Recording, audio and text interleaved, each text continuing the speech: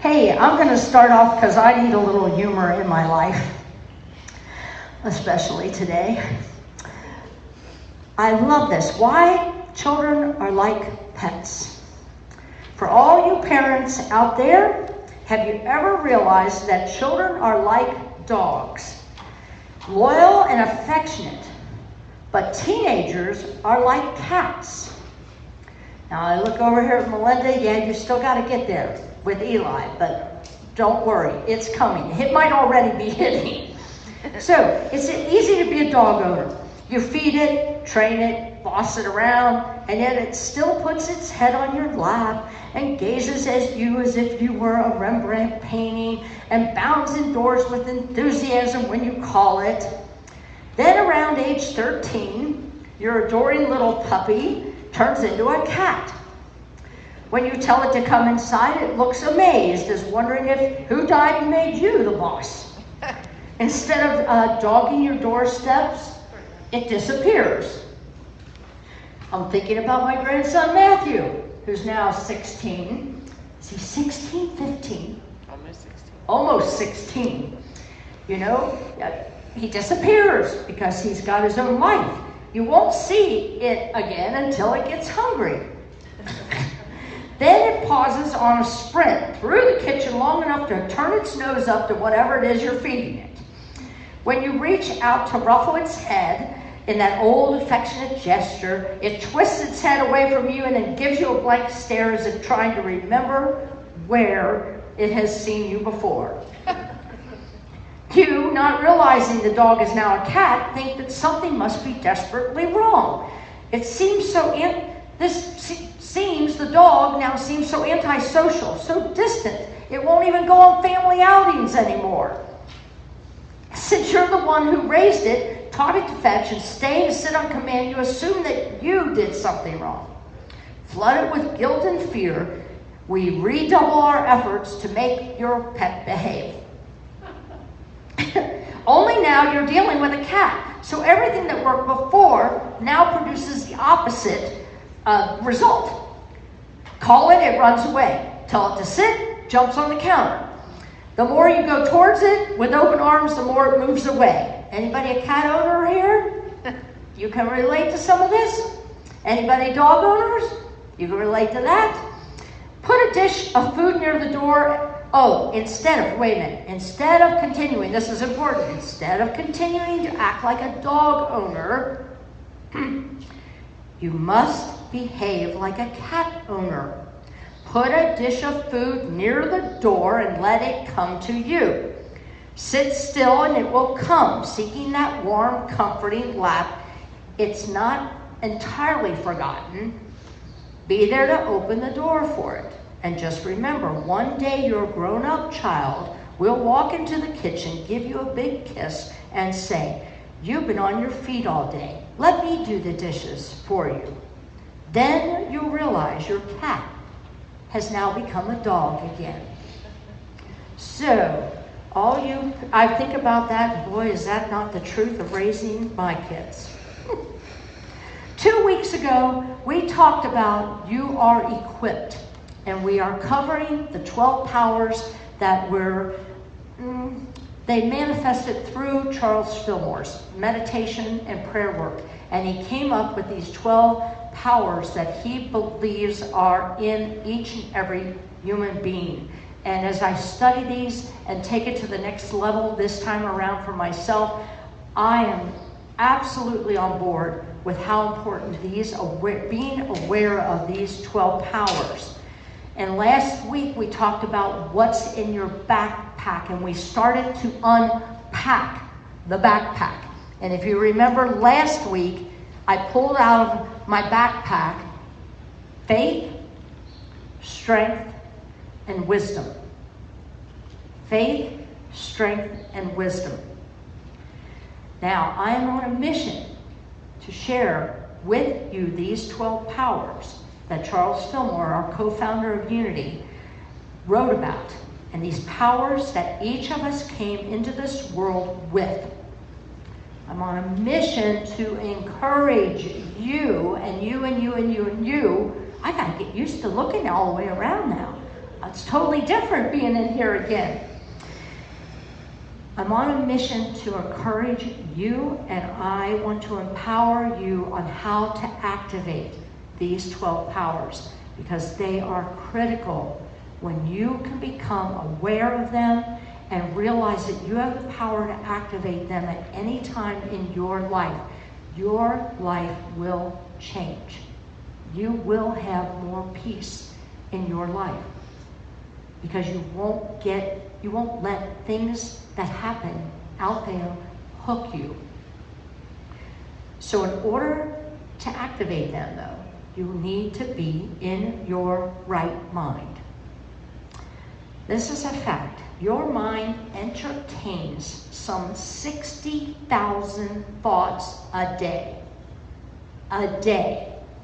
We are like landlords over, I love this, we are like landlords over a large apartment complex of thought. And some of our tenants of thought pay us rich rewards in peace of mind, happiness. But then some of our tenants of thought only cause us worry. You know, what is it, those thoughts? I love to say this, that they're like, the ego mind is like tenants that have moved in to my mind, never paid a dime's rent, and I can't evict them. But truly, you can evict them when you draw from these powers. How safe would it be to walk through your mind at night? How safe would it be to let me walk through your mind late at night? Anybody? Can I come over and visit your mind late at night, or would you rather me stay home? Stay home, Kathy, please. Henry Ford said, if you think you can or you think you can't, you're right. If you think you can or you think you can't, you're right. So today we are unpacking. Let's see what's in here. Today, perfect for Mother's Day, we are unpacking the spiritual power of love. The spiritual power of power. I used to think, well, that doesn't make any sense. But as we move along, you're going to understand what that means. And then the spiritual power of imagination. And for those of you who are here, I think you got the sheet with the colors and where these items are placed. And I'll discuss that in a minute as we go over each one. So we're looking today. Now, last week, you remember, we talked about faith, judgment, spiritual right judgment, which is wisdom, and strength. Was it faith, strength, and wisdom that we did last week? So today we're talking about love, power, and imagination. So I'm going to start with the power of love. Love is the ability to attract, desire, and unify. Love is the ability to attract, desire, and unify. The power of love is partnered with the power of wisdom. That's what we left off with last week. The power of wisdom, which is also called discerning judgment, and love need to be partnered. Think about this.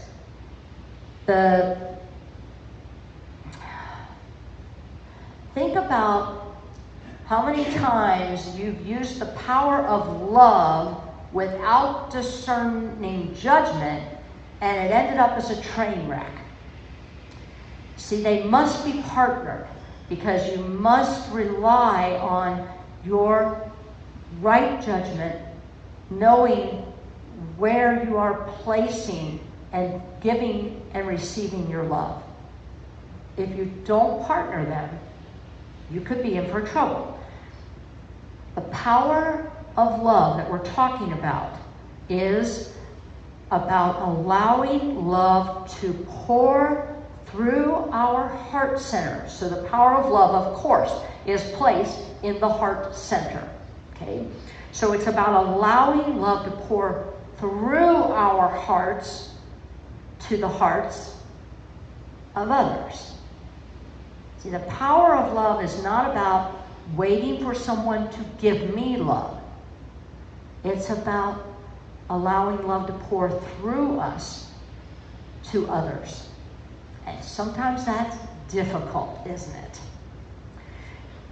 You know, I remember Scrooge, right? The story of Scrooge, the Christmas story, and you know, late day, one of the kids seemed to like this a lot better, and that is The Grinch, right? It's pretty much same thing, you know, crabby, negative, and it took an awakening for both of those characters. It took an awakening for both of them, each one of them, to realize that it feels good simply to love. And when Scrooge started giving love to the community, they didn't trust him. Do you remember? They're like, oh, he's up to something. And Scrooge just kept giving love. Same thing happened with the Grinch. Same thing, because he had been so negative all his life, and now here they're pouring love at me, and I'm like, I don't know. I don't trust it. And both of them kept giving, because it was the joy of giving love. And I'm looking back at someone who I dearly respect, and I think about the situation that she's going through with someone in her family that has Alzheimer's dementia, and how hard it is for her to continue giving love when it's not received very well, because the mind doesn't remember. And so when the mind doesn't remember, it comes out with negative words and ungratefulness. And it's hard to continue keep letting love pour through her out into the world and to her family member. And at the same time as she does that, there is a feeling of she knows she's doing the right thing. You know, what is that? We sing a song, it's called The Magic Penny, but the line from it doesn't matter whether you know the song or not. Love isn't love until you give it away. Love isn't love until you give it away. So when you allow God's love to come through you and out to others, you are loving in the Jesus Christ way. You are doing the WWJD thing. So I encourage you, affirm, I am love. I am love. Now we're going to unpack the spiritual power of power. And yes, we're running late today because we didn't get started until very late. So bear with us, people. The spiritual power of power is in the throat chakra, and I mentioned that the very first Sunday when we started talking about this. So if you're equipped, that throat chakra is where you speak your truth. And I can guarantee almost every time that you are dealing with a sore throat, swollen glands, a lot of sinus, drippage stuff, consider what you're not speaking your truth about. Just consider looking at that. So it's your spiritual power of speaking your truth, but through the power of love. See how these are hinging on each other? So it's very important to speak positively to yourself. To yourself. It's much easier to speak positive to somebody else, isn't it? Where it's so quick to judge ourselves and put ourselves down, because many of us come from this core something in our psyche that says, I'm not enough, I'm not enough. You know, there's a story about Babe Ruth, and did you know he was known as the home run, right? The home run king. But did you also know that he was known as the strikeout king? This is true. He struck out 1,330 times. And I think it was something like, 714 home runs in his career. So listen to that. 1,330 strikeouts. Do the math there. So we're at the last game of the World Series, and I don't even remember what year. I didn't write it down. But he, at this point, has struck out 3 times. It's a 9th inning, 2 outs, tie score. Babe Ruth is up to bat. The crowd is even booing him. And keep in mind, what most people didn't know was that Babe Ruth would tell himself every time he would strike out that a home run was coming. He'd strike out, and he would tip his hat to the people who were booing, and he'd say to himself, a home run is coming. He would speak his truth to himself. He would speak the power to himself. So here we are, 9th inning, 2 outs. Score is tied. Babe Ruth is up to bat. He says to himself, I am now due for a home run. And sure enough, what did he do? He hit a home run. What these 12 powers can do through you can change your life. Did you catch? There's an important word here. What these 12 powers can do, not to you, not for you, but through you, can change your life. Affirm, I am power. I am power. The last one that we're going to cover for today is the power of imagination.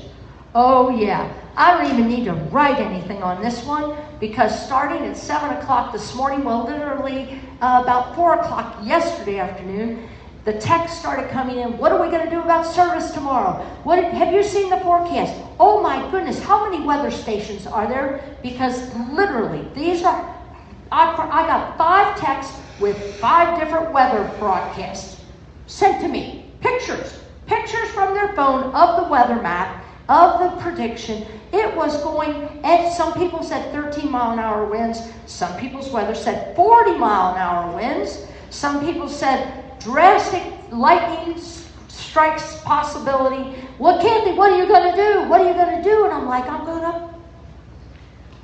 to hit the pause button. I'm going to hit the pause button. Yes, I'm going to hit the pause button.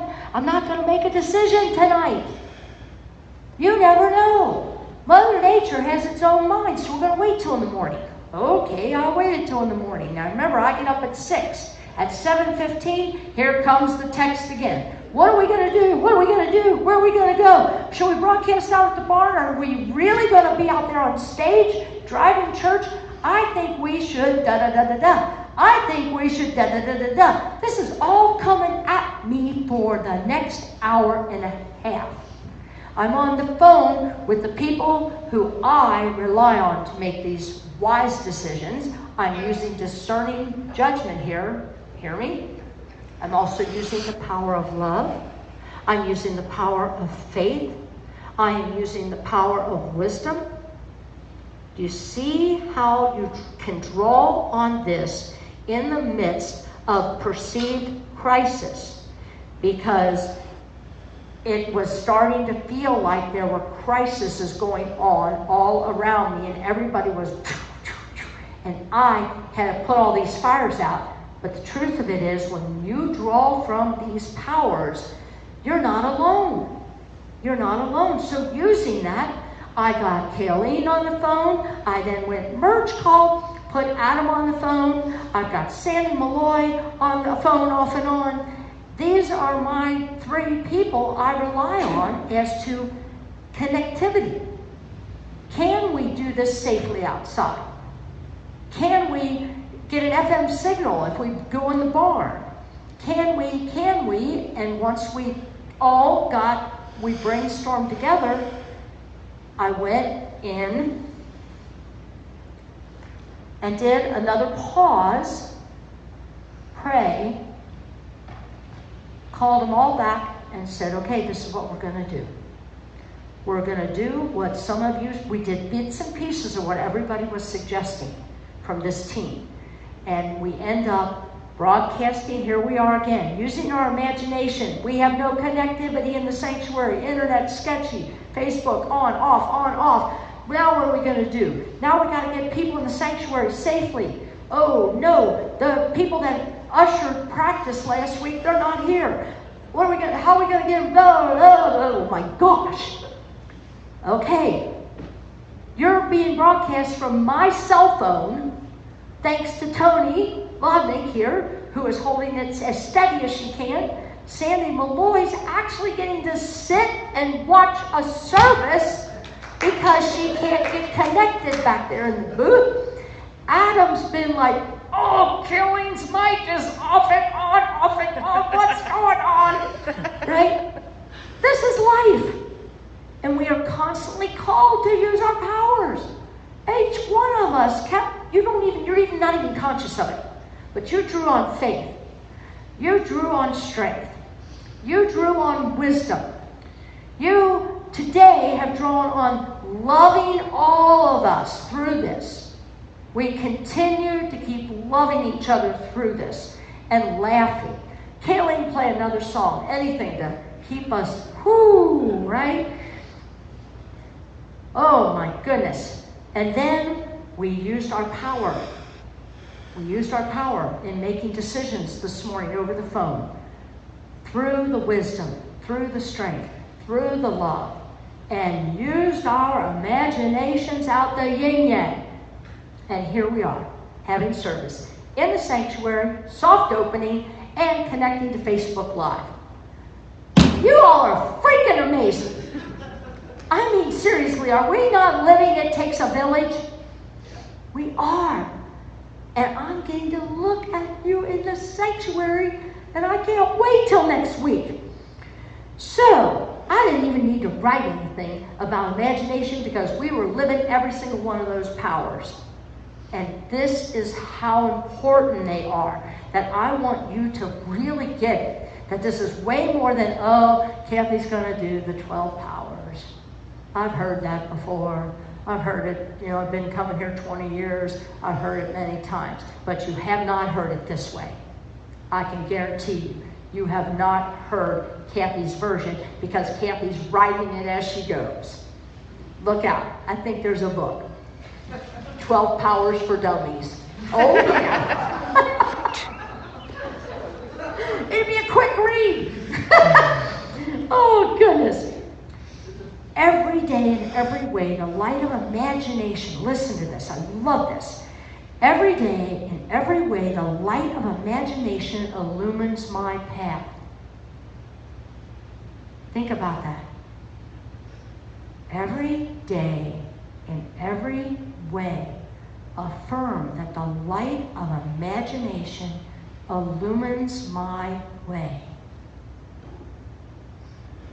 You affirm that in the face of perceived trouble, in the face of perceived anxiety, every day, in every way, faith illumines my path. The power of faith and imagination illumines my path. Proverbs 23 says, "For as he thinketh in his heart, so is he." As he thinketh in his heart, so is he. So I'm going to close with something that is important for you to hear. It's important for me to remember. All of these powers that I'm talking about can be used for good, and they can be used for negative. You must, go back to what I said in the beginning, you must go into this in the right frame of mind. So if you are not in the right frame of mind, you're going to misuse the power of love. You're going to misuse the power of power, and you're going to speak something that you wish you could retract later. Okay? You're going to miss the spiritual power of wisdom, and you're going to use your discerning strength, judgment, for ill instead of good. You can misuse your power of faith, believe it or not. That's when I go into that whole business of metaphysical malpractice. You can misuse your imagination. How? Think about this. How many of us can imagine a frustrating day we had this past week? And through the power of our imagination, we can rerun that story as if it happened just a minute ago. You see how you can use your power of imagination for something not good, doesn't serve you. So you have to stop, pause, get yourself in right judgment again, and then step forward and imagine a different outcome. This is Mary Morrissey's Prosperity Plus. Imagine the outcome you want. Keep imagining that. Don't keep imagining the story over and over and over again and hoping that you're going to have a different ending. Imagine the different ending. Okay?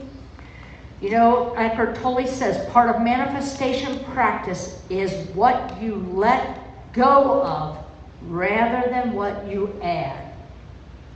Part of manifestation practice is what you let go of rather than what you add.